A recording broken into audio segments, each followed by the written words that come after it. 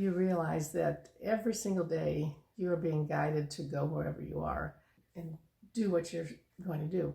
If you get an urge all of a sudden that you should go into the store, or you should call somebody, or you just run over and check on a neighbor, there's a reason for that. And you may not realize it, but you're actually affecting the people whose lives, you're touching the lives of the people who you meet. You just be going along and think, oh, I'm just going to run in here. Well, then you're going to meet somebody probably at the produce counter or something, and somebody who you need to talk to, and they really, really need to talk to you.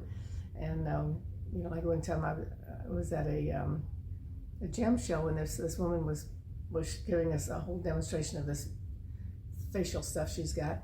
And there were several of us there, and we were talking to her, and she was talking about how she thinks all men are jerks and everything's horrible. And we just convinced her that no, she just simply hasn't met the right guy yet. I mean, everybody she's been with hasn't been right. Well, it's because it's not the right guy. And so she doesn't need to claim every guy as a jerk.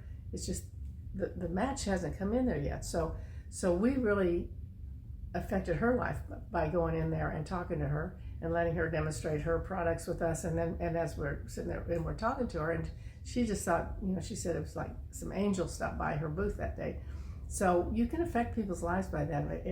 Every single place you go.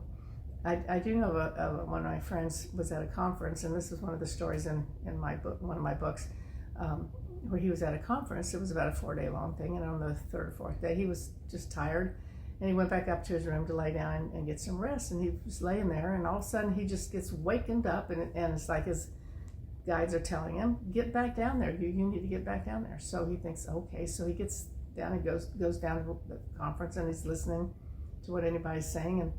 And then when it was over, he said, nobody said anything that changed my life, that I needed to do that. And then he got the message that, why do you think that you needed to be there for somebody else to say something to change you? How about maybe you were there and your light changed somebody else who was standing right next to you, or your frequency really changed the whole that part of the room where you were. So it is important for you to listen to the inner guidance you get to go into particular places and talk to somebody, and especially call somebody. If somebody's been really sick and you haven't talked to them in a long time, call them up. You can just absolutely make their day to know that somebody cared enough about them to give them a call.